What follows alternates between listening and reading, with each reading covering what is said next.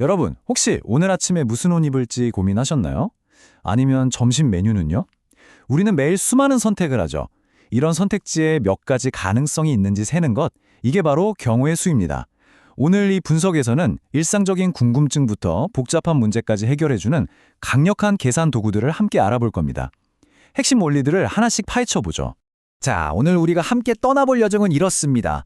먼저 모든 계산의 가장 기본이 되는 질문에서 시작해서요. 덧셈과 곱셈이라는 두 가지 큰 원칙을 알아볼 겁니다. 그런 다음에는 순서라는 아주 중요한 키워드를 가지고 순서가 중요할 때 쓰는 순열과 중요하지 않을 때 쓰는 조합이라는 강력한 도구들을 차근차근 손에 넣어보죠. 좋습니다. 그럼 본격적으로 첫 번째 단계부터 시작해볼까요? 모든 계산의 시작은 바로 이 지문입니다. 우리는 정확히 무엇을 세고 있는 걸까? 바로 이런 거죠. 매일 아침 옷장을 열 때마다 우리가 마주하는 질문이잖아요. 이렇게 어떤 일이 일어날 수 있는 가능성의 가짓수를 구하는 것, 이걸 우리가 경우의 수를 구한다고 하는 겁니다. 제대로 계산하려면 용어를 좀 명확하게 할 필요가 있어요. 예를 들어 주사위를 한 번 던진다. 이게 사건이라면요. 그 결과로 나올 수 있는 1부터 6까지의 눈, 즉 6가지가 바로 경우의 수가 되는 거죠. 간단하죠? 자, 이제 진짜 핵심으로 들어갑니다. 경우의 수를 세는데 필요한 가장 중요한 두 개의 기동, 즉 핵심 원칙을 알아볼 건데요.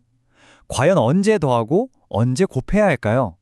이게 진짜 정말 모든 것의 시작이에요. 여러분이 기억해야 할 키워드는 딱 두 개입니다. 또는 그리고 상황이 A 또는 B처럼 연결되면 더하고요. A 그리고 B처럼 이어진다면 곱하는 겁니다. 이 간단한 규칙이 모든 계산의 출발점이에요. 이거 보세요. 합의 법칙이라는 게 사실 되게 직관적이에요. 핵심은 절대 동시에 일어날 수 없다는 거죠. 예를 들어 우리가 버스를 타거나 또는 지하철을 탈 수는 있지만 버스를 타면서 동시에 지하철을 탈 수는 없잖아요. 그럴 땐 그냥 버스 노선수랑 지하철 노선수를 더해주면 끝나는 겁니다. 반면에 곱의 법칙은 이런 거예요. 사건이 연달아 꼬리에 꼬리를 물고 일어나는 거죠. 셔츠를 하나 고르고 그리고 나서 그 셔츠에 어울리는 바지를 고르잖아요. 이렇게 단계별로 선택이 이어질 때는 각 단계의 가짓수를 싹 곱해주는 겁니다. 자, 그럼 방금 배운 이 곱의 법칙이 얼마나 강력한지 한번 볼까요? 이게 바로 순열이라는 훨씬 더 멋진 도구로 이어지거든요. 바로 순서가 중요해지는 상황을 다루는 방법이죠. 순열, 말이 좀 어려워 보이죠? 근데 별거 아니에요. 그냥 순서를 고려해서 줄 세운다. 이게 끝입니다. 달리기 경주에서 금, 은, 동메달 수상자를 정하는 거 생각해 보세요. A가 1등이고 B가 2등인 거랑 B가 1등이고 A가 2등인 거랑은 완전히 다르잖아요. 바로 이런 게 순열이에요. 이 순열 계산이라는 게요. 사실은 곱의 법칙을 그냥 그대로 쓰는 거예요. 자, 여기 4개의 서로 다른 물건이 있다고 한번 상상해 보세요. 이 중에서 2개를 순서를 생각해서 뽑는다. 그럼 어떻게 될까요? 그렇죠. 첫 번째 자리에 올 수 있는 건 4가지. 그리고 그 각각에 대해서 두 번째 자리에 올 수 있는 건 남은 3가지. 그러니까 곱의 법칙에 따라서 4 곱하기 3, 총 12가지가 되는 겁니다. 쉽죠? 근데 만약 10개 중에 5개를 뽑는다면 10 곱하기 9 곱하기 8 이렇게 쓰는 게 좀 귀찮잖아요. 그래서 수학자들이 아주 똑똑하고 편리한 기호를 하나 만들었어요. 바로 이 느낌표, 팩토리얼이라고 부르는 녀석이죠. 이 팩토리얼 덕분에 아까 그 복잡했던 계산이 보세요! 이렇게나 깔끔하고 강력한 공식 하나로 딱 떨어집니다. 훨씬 다루기 쉬워졌죠? 근데 말이죠. 우리가 하는 선택이 항상 순서가 중요할까요? 만약에 순서가 아무 상관없다면 그때는 어떻게 해야 할까요? 바로 그럴 때 쓰는 게 조합입니다. 순서 상관없이 그냥 뽑기만 하는 거예요.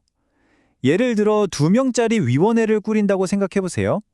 A를 뽑고 B를 뽑는 것과 B를 뽑고 A를 뽑는 것 어때요? 결과적으로는 그냥 똑같은 위원회잖아요. 자, 이 슬라이드를 보면 뭔가 이상한 점이 보이지 않으세요? 순열의 관점에서는 A, B랑 B, A를 다 다른 걸로 셌단 말이죠. 근데 만약 순서가 중요하지 않다면? 맞아요. 이 목록 안에는 지금 중복이 엄청나게 숨어 있는 겁니다. 당연히 아니죠. A, B로 구성된 위원회나 B, A로 구성된 위원회나 결국 같은 사람들이잖아요. 그러니까 순열 방식으로는 모든 조합을 필요 이상으로 여러 번 중복해서 센 셈이 되는 거예요. 이제 이 거품을 쫙 빼줘야 합니다. 바로 이 부분이 오늘 내용의 하이라이트입니다. 그럼 이 중복을 어떻게 없앨까요? 생각보다 간단해요. 우리가 2명을 뽑았다면 그 2명이 자기들끼리 줄을 서는 방법은 2 곱하기 1, 즉 2 팩토리얼 가지가 있겠죠? 바로 이 자기들끼리 순서를 만드는 경우의 수, R 팩토리얼만큼 중복이 생긴 거니까 순열로 구한 전체 값을 이 R 팩토리얼로 나눠주기만 하면 되는 겁니다. 그러면 순수한 뽑기의 가지수만 남게 되는 거죠? 바로 그 원리를 적용하니까 순열 공식에서 R 팩토리얼을 분모에 추가해주는 이렇게나 명쾌하고 우아한 조합 공식이 탄생하는 겁니다. 좋습니다. 지금까지 우리가 배운 모든 걸 한 번에 딱 정리해 볼게요. 순열과 조합, 도대체 뭐가 다르고 언제 볼사할까요? 이 표 하나면 끝납니다. 여러분이 고민할 건 딱 하나. 순서가 중요한가? 이 질문에 예라고 답하면 순열, 아니오라고 답하면 조합입니다. 공식의 차이도 보세요. 조합은 순열에서 순서 섞이는 경우의 수, 즉 R팩만큼 나눠준 것, 딱 그 차이밖에 없는 거죠. 그러니까 앞으로 어떤 경우의 수 문제를 만나더라도 이 순서대로만 생각하세요. 첫째, 이게 또는 상황이라 더해야 하나, 그리고 상황이라 곱해야 하나. 이걸로 구조를 파악하고, 둘째, 그래서 순서가 중요한가, 안 중요한가, 이것만 결정하면 됩니다. 모든 복잡한 문제가 결국 이 2가지 질문으로 귀결됩니다.